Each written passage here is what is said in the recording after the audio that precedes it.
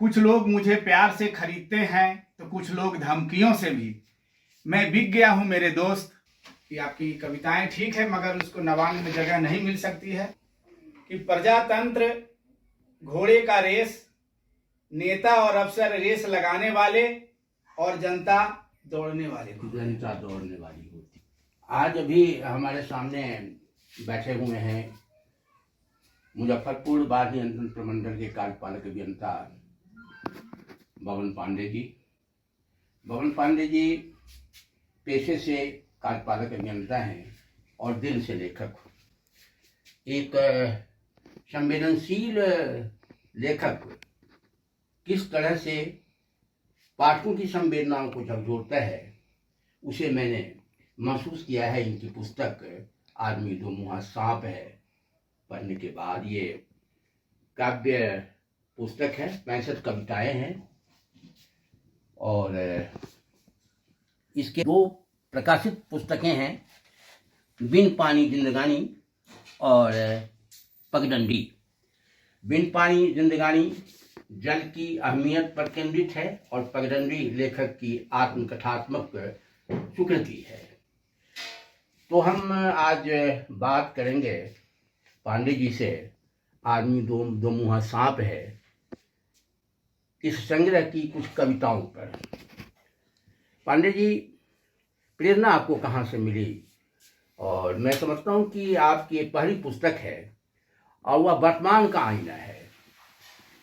इसकी तमाम कविताएं, चाहे मेरी माँ झूठ बोलती हैं, उड़ान छलांग नहीं लगाती, प्रजातंत्र, विज्ञापन, ऐसी कविताएं पाठकों को झकझोरती है, उसे वर्तमान के कुत्सित या कटु यथार्थ से अवगत कराती है। तो आप इसके बारे में बताएंगे। धन्यवाद सर। मेरी पृष्ठभूमि ग्रामीण रही है।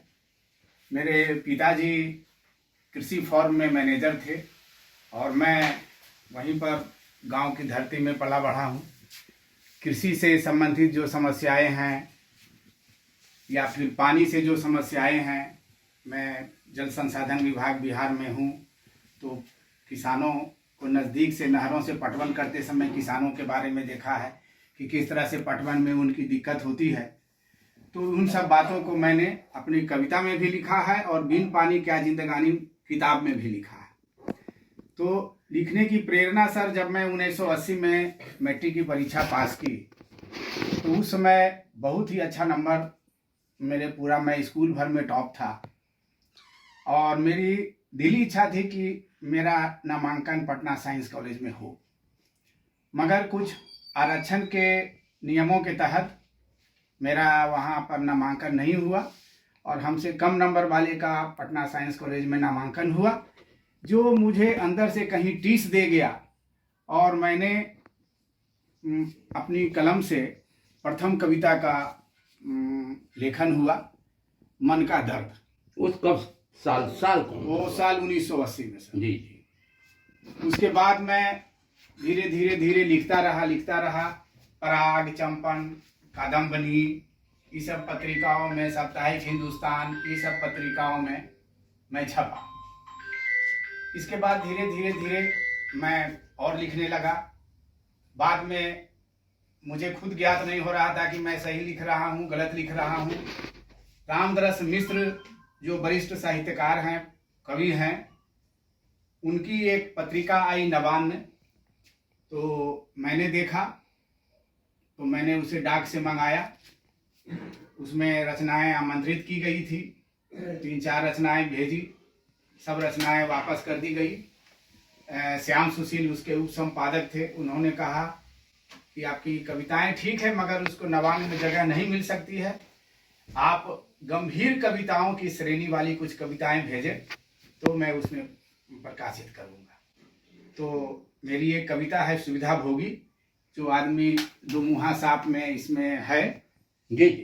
तो जब वो आदि सुविधा भोगी नामक कविता जो है वो नवान्न के द्वितीय अंक में छपी, तब मैं अपने आप को गौरवान्वित समझा और लगा कि मेरा लेखन सही ढंग से हो रहा है। नवान्न जैसी पत्रिका में छपना वास्तव में गौरव का एहसास करा गया होगा आपको। जी। तो मैं चाहूँगा कि आप जरा आदमी दो मुहा सांप है और विज्ञापन, इसकी दो चार पंक्तियां आप सुना दें। विज्ञापन कविता में मैंने अपने अनुभवों के आधार पर इंजीनियरिंग डिपार्टमेंट में जो मैंने भोगा है उसका कुछ लाइन आपको मैं सुनाता हूं। कुछ लोग मुझे प्यार से खरीदते हैं तो कुछ लोग धमकियों से भी। मैं बिक गया हूं मेरे दोस्त, अब आप मुझे मकान की चूती छतों में, पुल के धंसते पिलर में, बांध की मोटी मोटी दरारों में और सड़क की कुल तार से बिखरती गिट्टियों में देख सकेंगे।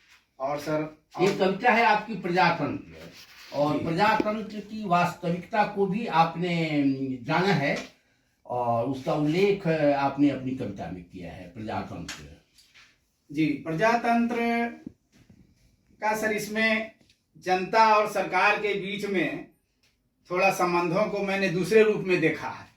तो उस संबंध में कि प्रजातंत्र घोड़े का रेस, नेता और अफसर रेस लगाने वाले और जनता दौड़ने वाले। जनता दौड़ने वाली होती है जी। प्रजातंत्र एक पका हुआ आम, नेता और अफसर इसके गूदा खाने वाले और जनता चूसी हुई। जी जी जी, बहुत बढ़िया बहुत बढ़िया। और एक आदमी दो मुहा सांप है जो जिससे आप आदमी सर एक ऐसा सामाजिक प्राणी है जिसके चरित्र के बारे में आज तक किसी ने नहीं लिखा और उस पर लिखा भी सर नहीं जा सकता है। सिर्फ इस पर मैंने एक अनुभव किया है। एक आदमी जो अपनी कभी पत्नी को प्यार करता है तो दूसरी तरफ पत्नी को जला देता है। एक तरफ मंदिर का निर्माण करता है तो एक तरफ मस्जिद को ढा देता है। एक तरफ देशद्रोह करता है तो एक तरफ देश प्रेम भी करता है। तो ये आदमी में सर कुछ समझ में नहीं आता है कि उसका चरित्र कैसा है। अपने आप में एक रहस्य, एक अपने आप में सर रहस्य है, उसी को मैं दर्शाना चाहता हूँ। तो इन्हीं सब। अच्छा, अगली रचना कृति आपकी कौन आने वाली है? अगली सर रचना है मेरी एक कहानी संग्रह है सर, जिलेबिया मोड़। वाह। जिलेबिया मोड़ में मैं सर जो है बांका जिला में जिलेबिया मोड़ एक जगह है, तो वहाँ पर मैं लगातार वो बोल बम वाले ड्यूटी में था। तो वहाँ पर जो मैंने देखा सुना उसके पूरे अनुभव को कहानी के रूप में मैं छोटे छोटे कहानियों के रूप में उसको प्रस्तुत कर रहा हूँ। आप बहुत बहुत धन्यवाद पांडे जी, आप इतनी दूर से आए और आपका भी बहुत बहुत चर्चा की। धन्यवाद सर।